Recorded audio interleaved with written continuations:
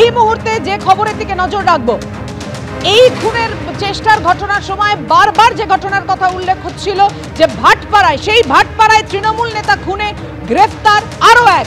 আপনারা জানেন বিধানসভা উপনির্বাচনের দিনই ভাটপাড়ায় তৃণমূল নেতা অশোক সাউকে খুন করা হয়। এই তৃণমূল নেতা খুনের ঘটনায় আরো এক জনকে গ্রেফতার করা হলো। ধৃত ব্যক্তির নাম সুজল পাসওয়ান। নৈহাটি শিবদাসপুর এলাকা থেকে গ্রেফতার করা হলো সুজল পাসওয়ানকে। উত্তরপ্রদেশের বালিয়াতে পালিয়ে যাওয়ার ছক কষেছিল, এমনটাই দাবি পুলিশের। তৃণমূল নেতা অশোক সাউয়ের ওপর হামলার আগের দিন কলাবাগান এলাকায় বৈঠক করছিল দুষ্কৃতীরা। ধৃত সুজল পাসওয়ানকে জেরা করে মিলেছে তথ্য, দাবি পুলিশের। এর আগে এই মামলায় কৌসার আলী নামে এক দুষ্কৃতীকে গ্রেফতার করা হয়েছিল।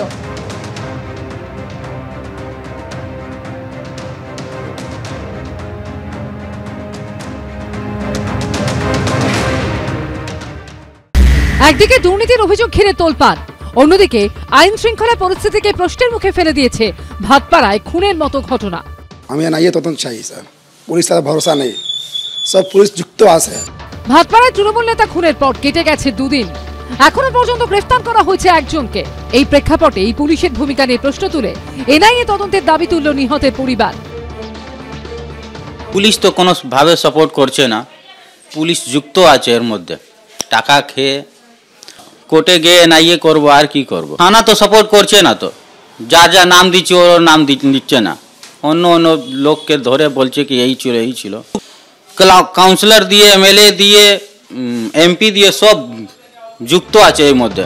বুধবার নৈহাটিতে উপনির্বাচন চলাকালীন জগদ্দল থানার অদূরে দুষ্কৃতীদের গুলিতে ঝাঁঝরা হয়ে যান ভাটপাড়া পুরসভার 12 নম্বর ওয়ার্ডের প্রাক্তন তৃণমূল সভাপতি অশোক সাউ। ঘটনায় তৃণমূলের গোষ্ঠীদ্বন্দ্বকে দায়ী করে পরিবার। পুলিশের বিরুদ্ধেও ক্ষোভ উগরে দেন নিহত তৃণমূল নেতার ভাই। তার দাবি, খুনের ঘটনায় সরাসরি জড়িত রাজ পাণ্ডে, যিনি ভাটপাড়া পুরসভার 17 নম্বর ওয়ার্ডের তৃণমূল কাউন্সিলর মনোজ পাণ্ডের ভাগ্নে, যার বিরুদ্ধে পুলিশ অভিযোগ নিতেই চায়নি। রাজ পাণ্ডে সব করেছে, ওই পুরো হিরোইন বিক্রি করে, সব কিছু করে। ডাইরেক্ট বলছে আমি নেব না।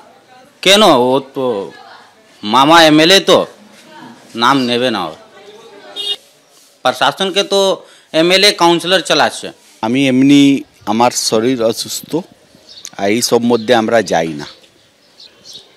ওটা প্রভাবশালী কেন? আমি একটা একনিষ্ঠ কর্মী, কেউ আমার কাছে আসে কি একটা সার্টিফিকেট দাও, তাহলে আমি তো আমার মামাকে বলবোই কি আপনি একটু সার্টিফিকেটটা দিয়ে দিন।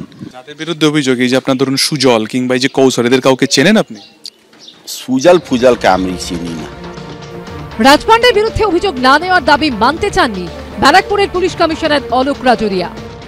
বুধবার দিনকে সকাল 9:30 নাগাদ ঠিক এখানেই প্রকাশ্যে খুন করা হয়েছিল অশোক সাউকে।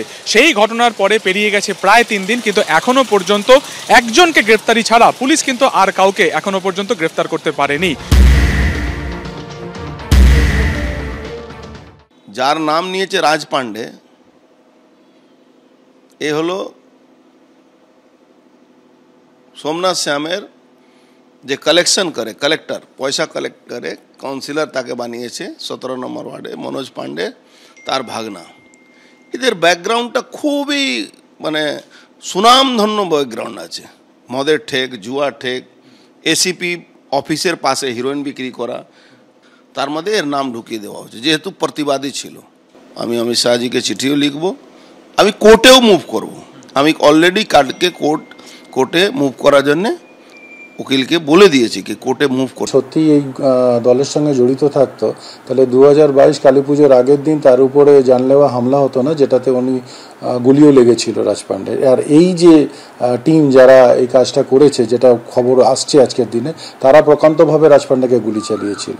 অর্জুনের আজকের দিনে আমি তো বললাম ওর মাথায় একটা কেমিক্যাল লোচা হয়েছে, যাতে মুন্না ভাই MBBS সিনেমাতে দেখা যেত যে উনি দিনের বেলাও গান্ধীজিকে দেখতে পাচ্ছেন। অর্জুন সিং ঠিক তেমনিভাবে সোমনাথ শ্যাম আর সোমনাথ শ্যামের সঙ্গে যারা থাকে যে কোনো কেসে সেখানে দেখা যায়।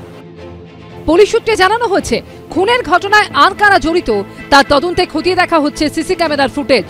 নিহতের পরিবারের সঙ্গে কথা বলা হয়েছে, তবে খুনের মোটিভ এখনো স্পষ্ট নয়। সুকান্ত মুখোপাধ্যায়ের রিপোর্ট, ABP আনন্দ।